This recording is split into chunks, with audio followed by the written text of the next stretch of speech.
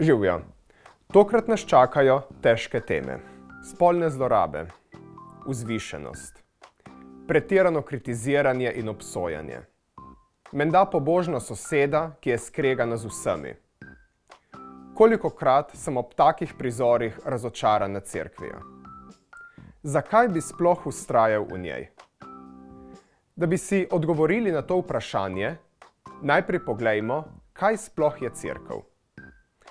Ko govorimo o cerkvi, se ponavadi najprej spomnimo na stavbe, v katerih se zbirajo ljudje iz neke župnije, ali pa na ustanovo, torej na duhovnike in škofe. Seveda je cerkev tudi vse to. V osnovi pa so cerkev ljudje z vsega sveta, ki jim je skupno, da so krščeni in da verujejo v Kristusa. Ker je teh ljudi seveda ogromno in živijo raztreseni po vsem svetu, se zbirajo po manjših skupnostih, na primer v župnijah. In kaj ima vsa ta teorija opraviti z našim vprašanjem?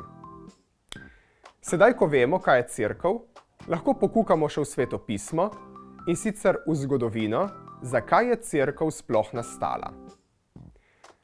V Stari zavezi je Bog izbral Izraelce za tako imenovano izvoljeno ljudstvo. S tem je pokazal, da želi okrog sebe zbirati ljudi. Nato je v Novi zavezi ljudi, najprej seveda svoje učence, zbiral Jezus in na koncu za njihovo odrešenje umrl na križu in vstal od mrtvih. Na binkošti je nad učence poslal Svetega Duha, s čimer je pokazal, naj ta skupnost nadaljuje njegovo delo. Vidimo torej, da cerkev ni samo človeška, ampak tudi Božja, saj je pri njenem nastajanju ves čas sodeloval Bog. Rečemo lahko, da je Božji projekt. In ker je cerkev ustanovil Bog, ni samo grešna, ampak tudi sveta. Bog povzroča, da je sveta, ljudje pa, da je grešna. Ljudje, ki smo del cerkve, lahko namreč sledimo mislim Boga in postajamo dobri. Pri tem pomislimo na dejanja svetnikov ali preprosto na kakšno pobožno ženico, ki moli in živi pošteno življenje.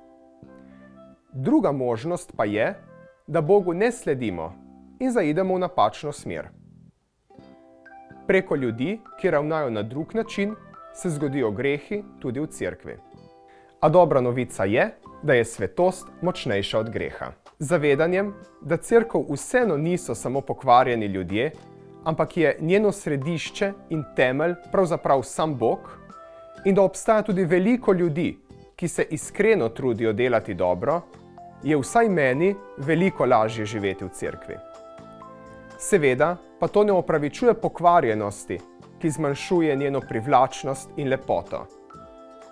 Vsi se moramo zato prizadevati, da bi bila cerkev po naših dobrih dejanjih vsaj malo manj grešna.